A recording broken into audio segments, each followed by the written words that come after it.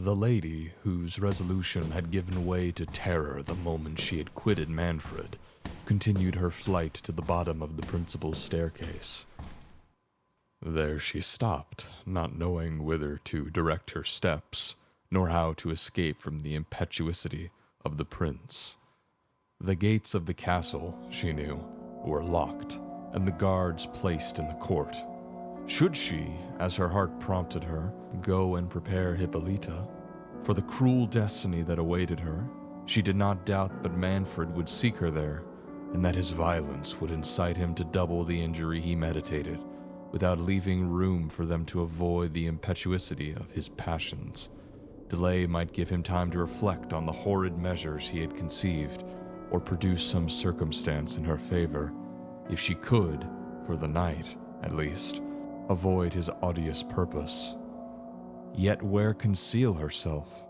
How avoid the pursuit he would infallibly make throughout the castle?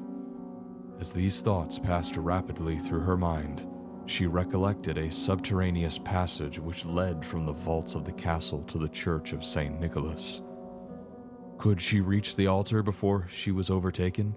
She knew even Manfred's violence would not dare to profane the sacredness of the place, and she determined, if no other means of deliverance offered, to shut herself up forever among the holy virgins whose convent was contiguous to the cathedral.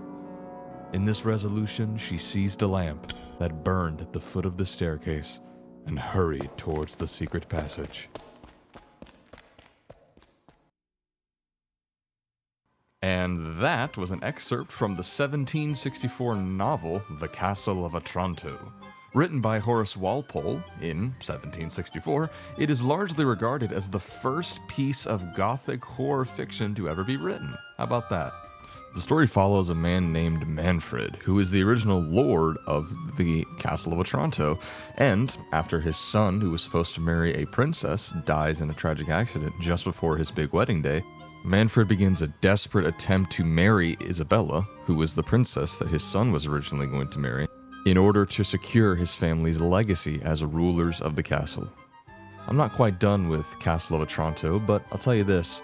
It is definitely a character-driven horror story put inside of a pioneered Gothic setting. The horror derives from Manfred as a character far more than it does the Gothic setting. That said, even from this little excerpt I just read, the story is definitely doing a great job at painting both a very personal, horrific tale of being trapped in a marriage you definitely don't want to be in, and at that same time painting this truly creepy environment such as a Gothic castle to really add on to that horror factor of this scenario. Again, I haven't quite completed this one, but if you want to check it out yourself, head on over to the Internet Archive and grab a free copy for yourself.